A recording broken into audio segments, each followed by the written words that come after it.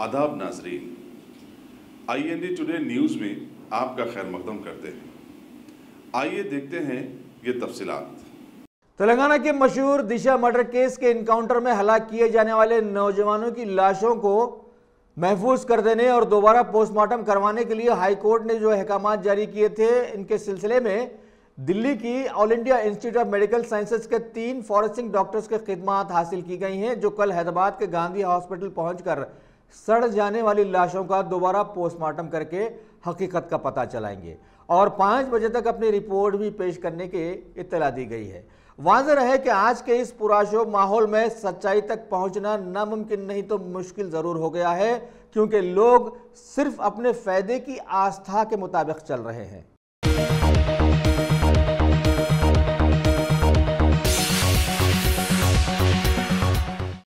सिकंदराबाद के military 1 EME centre में brigadier Sandeep Bhalla VSM commandant ने सेंटर का चार्ज आज ब्रिगेडियर सरबीत सिंह के हवाले किया। इस तरह से वो इस सेंटर के 37वें कमांडेंट बन गए हैं।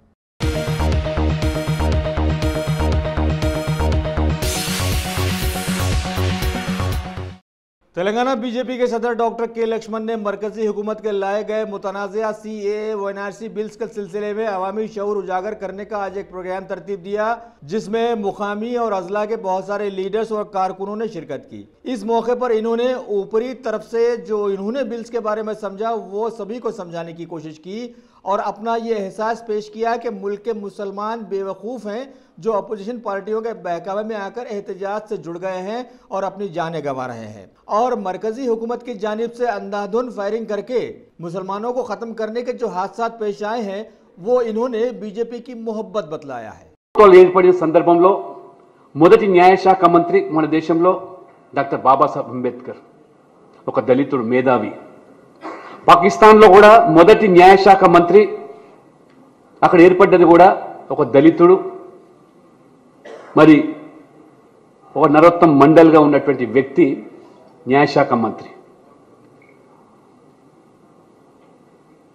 ఈ నెహ్రూ లియాఖత్ అలీ ఒప్పందం జరిగిన 6 నెలల లోపలనే న్యాయశాఖ మంత్రిగా కొనసాగుతున్న మండల్ అక్కడ ఉన్నటువంటి మత హింసను తట్టుకోలేక, ఆ వివక్షతను సహించలేక, ఏ రకంగా మైనారిటీగా కొనసాగుతున్న వర్గాల మీద జరుగుతున్న దాడులు, అణిచివేత, దౌర్జన్యం, అవమానాలకు గురైన విషయాన్ని సహించలేక 6 మాసాల్లోనే రాజీనామా చేసినటువంటి వ్యక్తి న్యాయశాఖ మంత్రి మండల్. ఒక దళితుడిగా ఉన్నటువంటి మంత్రి హోదాలో వ్యక్తే అంతటి వివక్షత గురై సహించలేక ఒక శరణార్థిగా బెంగాల్కి వచ్చి స్థిరపడితే కనీసం పౌరసత్వం కూడా పొందలేని దుస్థితి. అటువంటి వ్యక్తికి అంత అవమానం జరిగిందంటే ఎంత వివక్షత, ఎంత హింసకు అక్కడ తావు తీసిందో ఇది ఒక తార్కాణం మాత్రమే. అటువంటి వ్యక్తులకి అక్కడ భద్రత లేదంటే సామాన్యులు ఉండేటువంటి అక్కడ ఆ రోజుల్లోనే అనేక మంది శరణార్థులుగా వచ్చి పొట్ట చేత పట్టుకొని ఆ మత హింసను తాళలేక సహించలేక అనేక మంది మత మార్పులు లోనై వాళ్ళు పాకిస్తాన్లో కొనసాగుతున్నప్పటికీ మిగిలిన వారు ఇక్కడికి వస్తే, పొరుగు రాష్ట్రాలకు ఇక్కడ వస్తే వారికి ఒక భద్రత లేదు, వారికి జీవించే హక్కు ప్రసాదించలేదు. అందుకని దీనికి శాశ్వత పరిష్కారం చూపేదానికి నరేంద్ర మోదీ ప్రభుత్వం, అమిత్ షా గారి నేతృత్వంలో ఈ యొక్క పౌరసత్వ బిల్లుకు సవరణలు చేసి అంతకుమున్నటువంటి సిటిజన్ యాక్ట్ ఏదైతే ఉందో దాంట్లో మార్పులు చేశారు. ఏదైతే సహజ రీతిలో పౌరసత్వం పొందేదానికి ఎటువంటి మరి మార్పులు లేకుండా బై బర్త్ కానివ్వండి, 11 సంవత్సరాలు పైగా ఇక్కడ ఉంటే నివాసం ఉంటే కానివ్వండి, రకరకాలైనటువంటి పద్ధతుల ద్వారా న్యాచురలైజేషన్ ప్రాసెస్ ద్వారా సిటిజన్షిప్ పొందేదానికి ఉండేదానికి ఏమాత్రం కూడా మార్పు లేకుండా డిసెంబర్ 31, 2014 వరకు శరణార్థులుగా వచ్చిన వాళ్లకు అవకాశం కల్పిస్తామని చెప్పి సవరణ తీసుకొస్తే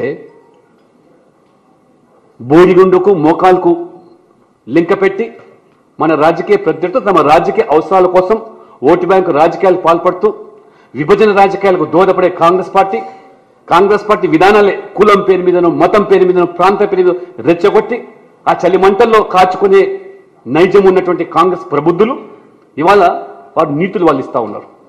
అసలు శరణార్థులకు అక్రమ చొరబాటుదారులకు వ్యత్యాసం లేకుండా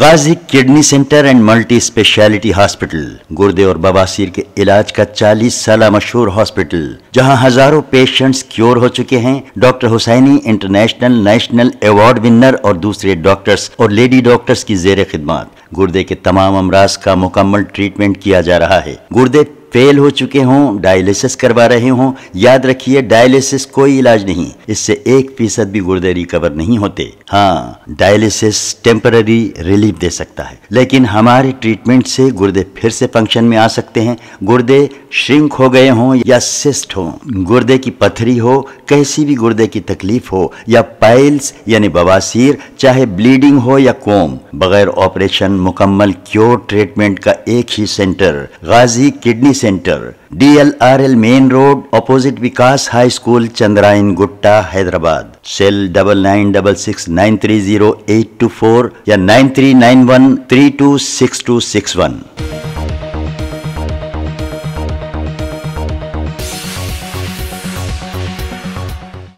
तेलंगाना की म्यूनिसिपल वर्कर्स और एम्प्लॉयज यूनियन ने आज CDMA की डायरेक्टर को नोटिस जारी की है कि वर्कर्स की जानिब से इनके दरीना मुतालबात की यकसुई न किए जाने पर सभी वर्कर्स नए साल में 8 जनवरी से हड़ताल पर चले जाएंगे। ये ऐसा इसलिए हुआ है कि TSRTC वर्कर्स की हड़ताल के लिए हुकूमत ने क़ब्ल वक्त नोटिस न दिए जाने का सहारा लिया था।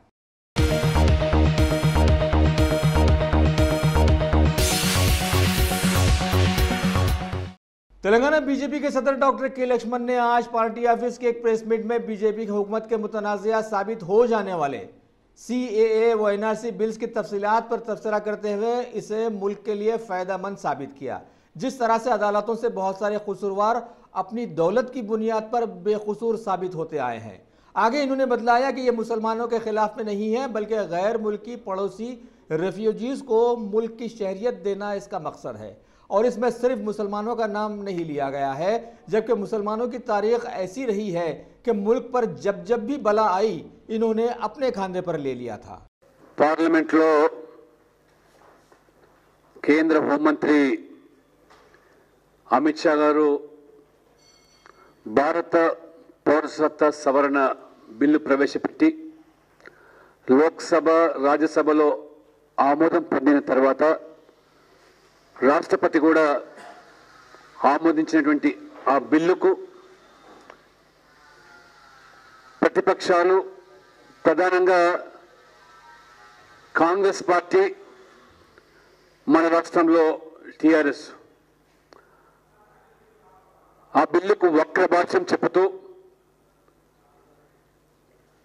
మత కోణంలో ప్రజలు రెచ్చగొట్టి ఆ మతోన్మద రాజకీయాల్లో ఆ మంటల్లో చలి కాచుకునే ప్రయత్నాలు చేస్తూ ఉన్నాయి వాళ్ళు. వాస్తవంగా ఈ దేశాన్ని ఆ రోజు మత ప్రాతిపదికన కాంగ్రెస్ పార్టీ విభజించి ఉండకపోయినట్టయితే ఈ బిల్లు అవసరమే ఉండేది కాదు. కానీ ఆనాడు నెహ్రూ గారు కాంగ్రెస్ పార్టీ అఖండ భారత విభజన కోసము మత ప్రాతిపదికన విభజన జరిపి ఆ విభజన గాయాలు ఆనాటి సంఘటనలు దృష్టిలో పెట్టుకొని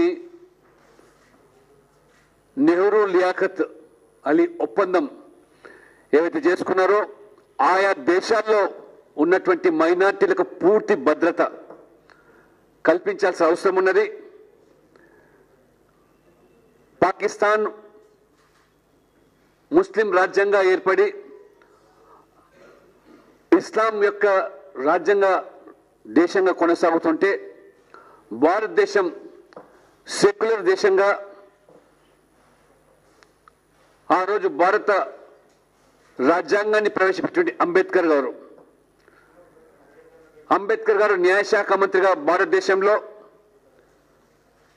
అదే రకంగా జోగేంద్రనాథ్ మండల్ ఒక హిందూ పాకిస్తాన్లో కూడా న్యాయశాఖ మంత్రిగా కొనసాగడం, ఇద్దరు కూడా దళిత సామాజిక వర్గానికి సంబంధించిన వ్యక్తులు.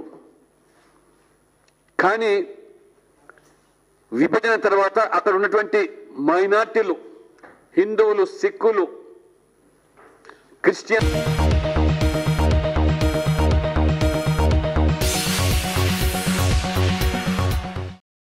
Top selection computers. अगर आप टेक्नोलॉजी के दौर में रहते हुए टेक्नोलॉजी से दूर हैं तो सोचिए मत, आइए एक बार खिदमत का मौका दीजिए। हमारे यहाँ branded computers Dell, HP, Lenovo, laptop accessories उम्दा क्वालिटी निहायत ही वाजबी दाम पर दस्तयाब है।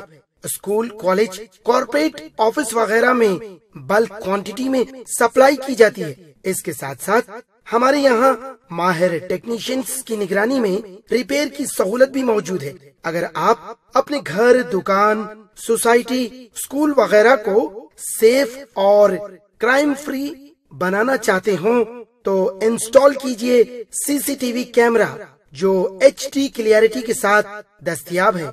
गुज़िश्ता 10 साल से मुल्क भर में अपनी इन तमाम खिदमात को जारी रखते हुए आपके एतमाद को बरकरार रखने वाला नाम top selection computers, Vijayanagar colony beside Riyan hotel Hyderabad. Director Syed Rashid Ali. Phone 9849715954। Top selection.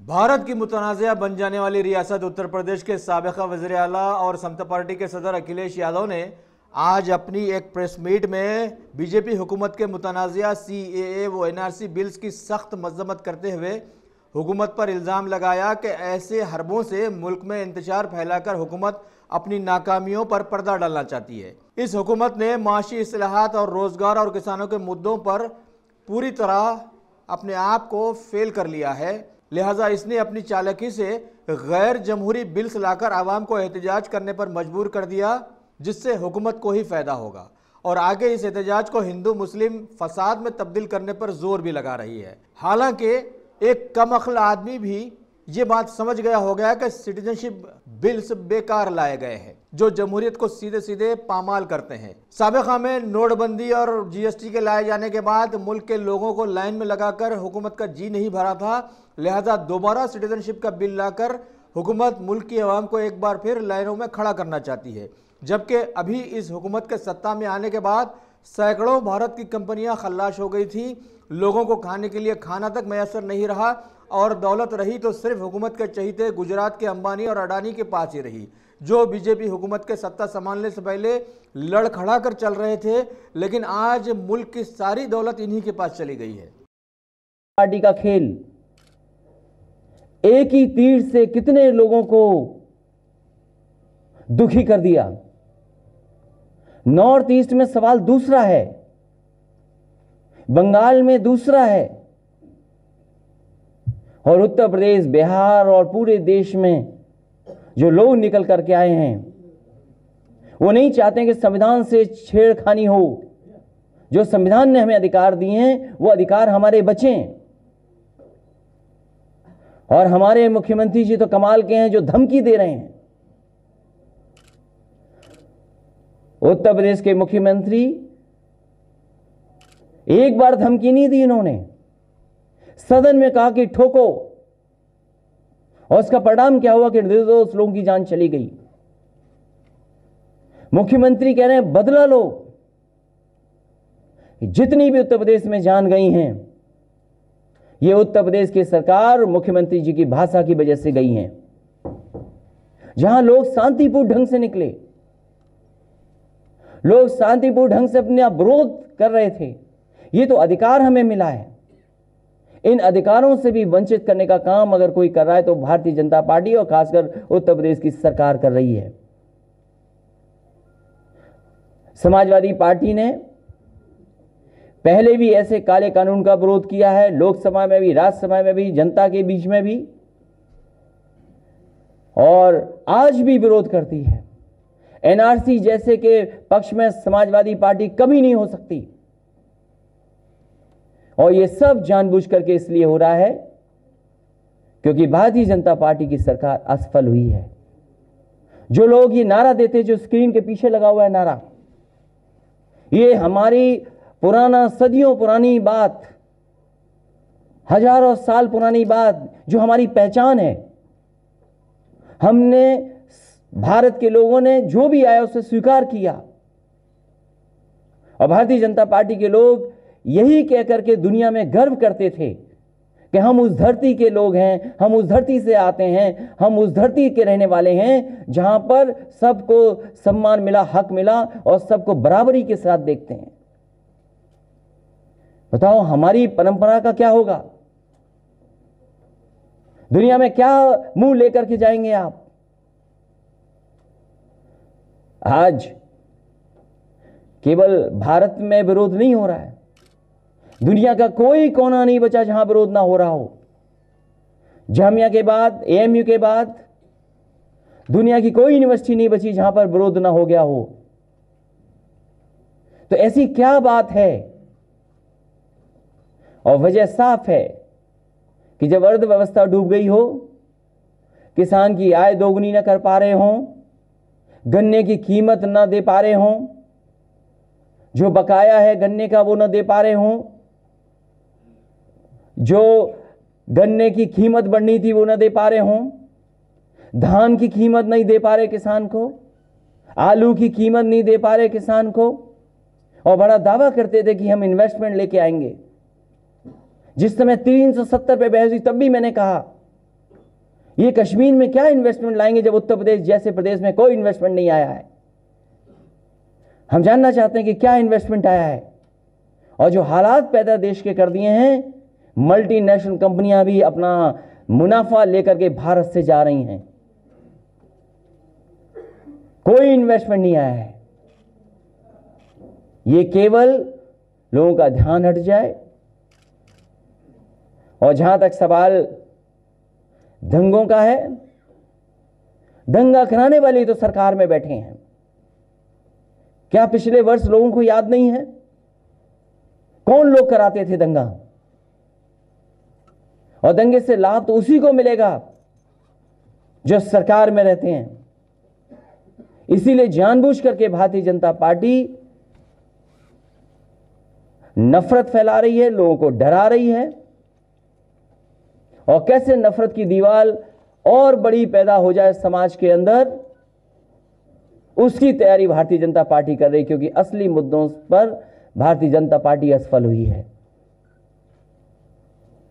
प्रदर्शन के दौरान जो हिंसा हुई, इसमें सरकार ने बड़ा आरोप लगाया कि विपक्ष द्वारा ये प्रायोजित था, हिंसा करवाई गई। विपक्ष के लोग लगातार हवा दे रहे थे हिंसा को लेकर। अगर वीडियो क्लिप देख करके ये चिन्हित कर रही है सरकार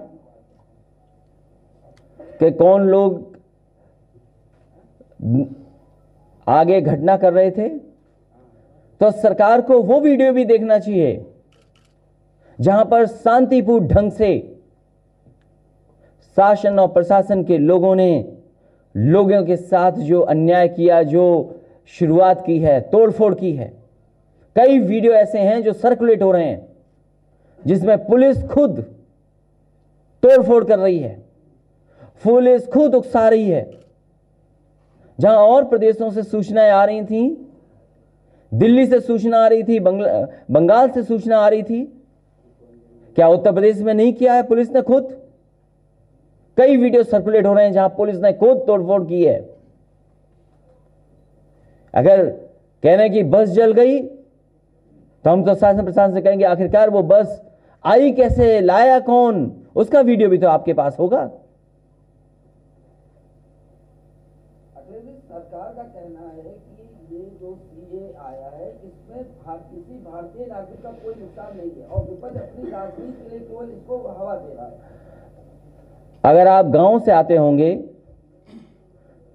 केवल एक उदाहरण में दे दूं, गांव में किसी भी गरीब का घर का कागज उसके पास नहीं है। हमें ला दें वो लोग जो गांव में रहते हैं, निवास करते हैं, कितने लोगों के पास अपने जमीन के कागज हैं? अगर आप गांव से आते होंगे, अपने गांव में पूछिए कि कितने लोगों के पास अपने कागज हैं। गरीब पर कागज नहीं है। बताओ सपेरे कहां से लाएंगे जिनका हम बीन कई बार यहां पर बजवा चुके हैं। ऐसे तमाम लोग हैं जिनके पास कागज नहीं है। सरकार चाहती है कि नोटबंदी से जिस तरीके से लाइन में खड़ा कर दिया था कैश के लिए, उसी तरीके से लोग भी अपने अधिकारों के लिए खड़े हो जाएं लाइन में, और तमाम जो सवाल है उनको भूल जाएं। नफरत से इनको लाभ मिलता है, डरा करके लाभ मिलता है। समाजवादी पार्टी का कार्यक्रम शांतिपूर्ण ढंग से हुआ है। समाजवादी कार्यकर्ताओं ने शांतिपूर्ण ढंग से अपनी बात कहने का काम किया, धरना दिया है। अगर किसी ने माहौल बिगाड़ा है तो वो सरकार के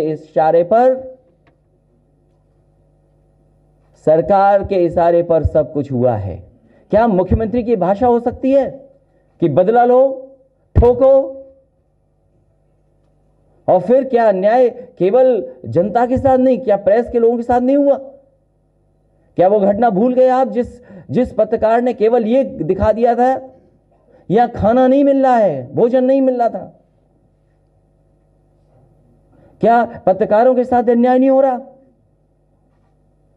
क्या एक आपके हमारे बीच में बैठे पत्रकार साथी के साथ अपमान का काम नहीं हुआ? क्या नहीं कहा गया कि दाढ़ी नोच ली जाएगी? क्या आप वो बातें भूल गए दिवाली और रमजान की?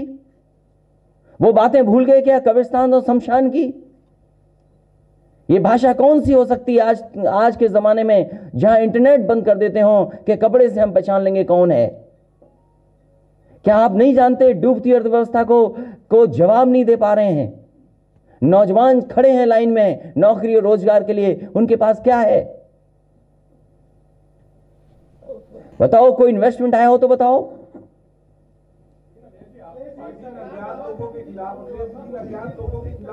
आप पड़ोस का उन्नाव देख लीजिए, दो बेटियों ने की जान चली गई। किस लिए? कि केवल न्याय मांग रही थी। 2 बेटियों को आत्मदाह करना पड़ा और दोनों बेटी इस दुनिया को छोड़ चुकी हैं केवल न्याय के लिए। एक बेटी तब बची और तब जाकर के सुप्रीम कोर्ट से उसको न्याय मिला। क्या आप पड़ोस में नहीं देख रहे हैं क्या हो रहा है? अखिलेश जी, कहा जा रहा कि एनआरसी अभी आई नहीं है, सीए को लेकर पार्टियां जो है लोगों को भड़का रही हैं, उनको बहका रही हैं। अभी एनआरसी तो लागू किया नहीं गया, अभी सीए को लेकर विरोध किस बात? भारतीय जनता पार्टी के नेताओं के क्या स्टेटमेंट नहीं सुने आपने? उनके बड़े नेताओं से लेकर के छोटे नेता क्या नहीं कहते हैं कि एनआरसी लागू होगी? हजारों की संख्या में जो अज्ञात लोगों के खिलाफ ये सरकार के इशारे पर जानबूझ करके जलाई गई चीजें, जिससे कि आंदोलन और लोगों को डराया जा सके। आंदोलन जो हो रहा है शांतिपूर्ण ढंग से, उसको दबाया जाए। पार्टी के कई कार्यकर्ताओं को फंसाया जा रहा है, हजारों की संख्या में ऐसे लोग हैं जिनके खिलाफ अज्ञात में मुकदमा दर्ज किया है। ये जानबूझ करके किया जा रहा है इसलिए जिससे कि आंदोलन न किया, जनता को डराया जा सके। लेकिन जनता शांतिपूर्ण ढंग से विरोध करती रही है और लोकतंत्र को बचाने के लिए वो खड़ी रहेगी जनता। एनआरसी और सीएबी में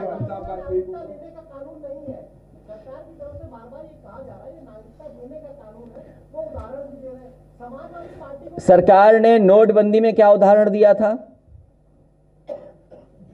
सरकार ने नोटबंदी में क्या कहा था? सरकार ने नोटबंदी में कहा था कि काला धन आ जाएगा, भ्रष्टाचार खत्म हो जाएगा। लेकिन सरकार की बैंकें डूब गईं, उद्योगपति बर्बाद हो गए। जीएसटी में क्या कहा था सरकार ने? क्या सब हम भूल गए? 370 हटाते समय कहा कि हम कश्मीर में इन्वेस्टमेंट लाएंगे, वहां के लोगों को नौकरी देंगे, टूरिज्म बढ़ाएंगे। कहां गया वो नौकरी, कहां गए वो टूरिज्म? बताओ, उत्तर प्रदेश में प्रधानमंत्री, राष्ट्रपति और न जाने किस किस ने इन्वेस्टमेंट मीट में शामिल होकर के भरोसा दिलाया। मैं जानना चाहता हूं कितना इन्वेस्टमेंट आया है। इन्वेस्टमेंट भूल जाइए, जीरो इन्वेस्टमेंट आया है। और जो मल्टीनेशनल कंपनियां हैं वो भी अपना सामान उठा करके भारत से लेकर के जाएंगी। अखिलेश जी, ये बताइए, अखिलेश जी,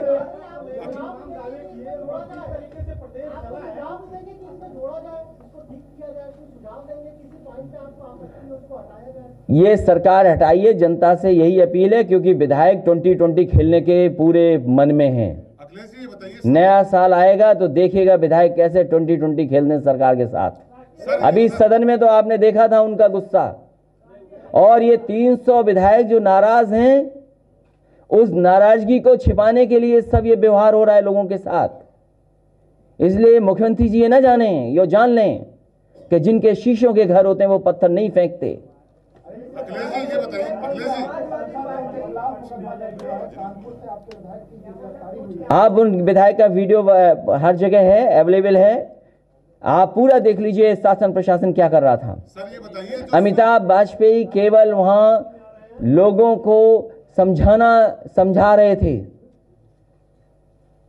सर ये बताइए, समाजवादी पार्टी और कांग्रेस पार्टी अपना अवैध वोट बैंक बचाने के लिए एसीसी। पहले तो अपनी भाषा ठीक करिए, अवैध वोट, तभी मैं जवाब दूंगा जब अपनी भाषा ठीक रखेंगे आप। अखिलेश जी, अच्छा ये बताइए, सीएबी और एनआरसी में कौन से पॉइंट्स ऐसे हैं जिसमें समाजवादी पार्टी को जो दंगा करने वाले लोग हैं वो सरकार में बैठे हैं। सर किन पॉइंट्स पे आपत्ति है इन दोनों में, सीएबी और एनआरसी में? संविधान से छेड़खानी नहीं हो, यही सबसे बड़ी आपत्ति है। क्या आप चाहते हैं कि प्रेमबल में दोबारा यहां स्क्रीन पे ला दूं, जिससे आप भी पढ़ लें, आप भी देश को बता दें? आपने ट्वीट किया कि मुख्यमंत्री कहते हैं कि वो जनता से बदला लेंगे, कुछ पता नहीं चल रहा, घर वाले परेशान, कोई जवाब देने वाला नहीं है। बहुत सारी सूचनाएं ऐसी मिली हैं जहां लोगों का नहीं पता लग रहा है, और जो इन लोगों की जान भी गई वो गरीब लोग हैं।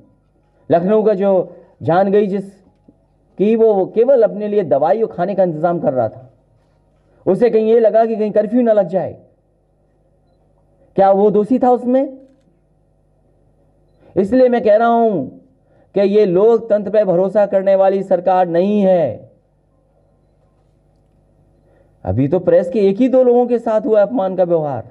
मैं जानता हूं आप में से बहुत सारे लोग हैं जो सरकार को हटाना चाहते हैं, आप में से बहुत सारे लोग हैं जो लोकतंत्र को बचाना चाहते हैं। समय आने पर आपका भी गुस्सा दिखाई देगा, मुझे जानता हूं इस बात को।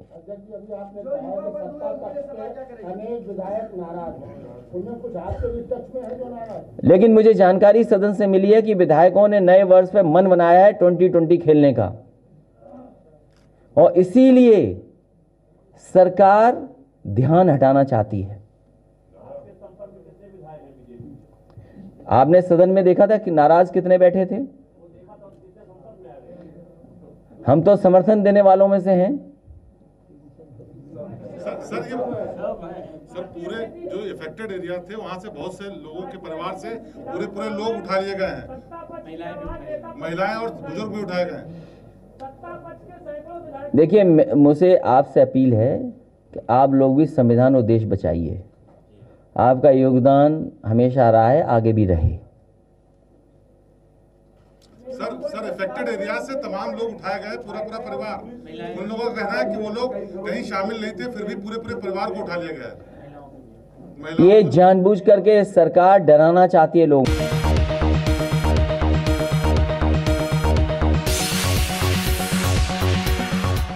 अगर आपने हमारे चैनल को सब्सक्राइब नहीं किया है तो आपको यहाँ सब्सक्राइब बटन दिख रहा है, उसे क्लिक करिए और सब्सक्राइब कीजिए, और साथ ही साथ बेल आइकॉन को भी क्लिक करिएगा, जिससे कि आपको ताज़ा अपडेट मिलते रहें।